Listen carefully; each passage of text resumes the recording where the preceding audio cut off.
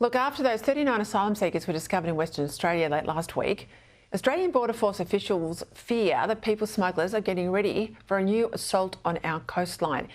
It's believed people smugglers are investing in faster boats and better technology to get people to the mainland undetected. For more on this, I'm joined now by National Editor for The Australian, Dennis Shanahan.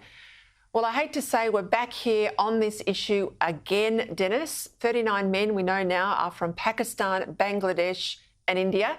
They told locals they wanted to get to Sydney to work. They wanted to then send the money home to their families.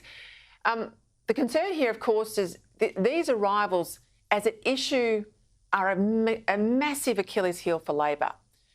But worse is I don't think there's many voters out there, Dennis, that have got confidence that Labor can manage their way through this. We know patrols are down from where they were last year, and we know that there's also a train wreck on the front bench in the form of Andrew Giles and Claire O'Neill.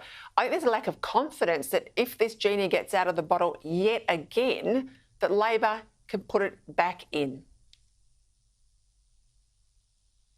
Well, Peter, this is clearly a growing problem. We've had 2 boats actually now reach the mainland, the first time in a decade on the northwest coast. A large number of people are there. This will only add to the sugar on the table as far as the people smugglers are concerned. There is also a clear line that they are changing their tactics.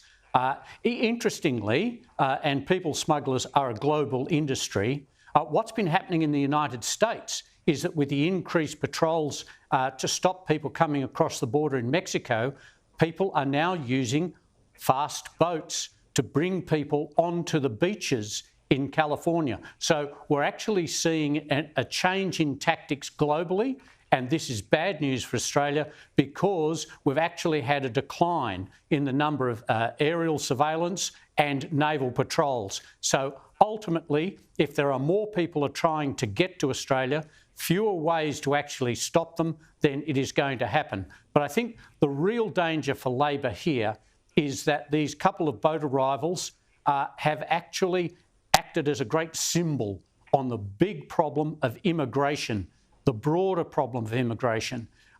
We've seen for the first time 1 million people come to Australia in a single year. People are feeling the pressure. They feel it as part of the cost of living pressure. People feel squeezed in the major cities, particularly Sydney, by feeling that there are more and more people coming. They feel it just in transport and housing particularly.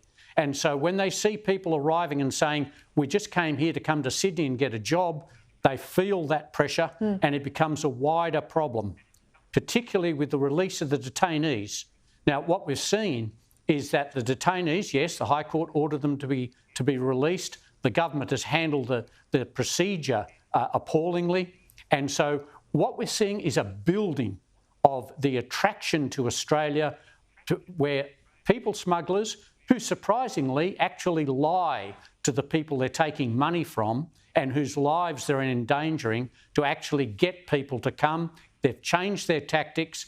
This is going to be bad for the country and bad for the Labor government.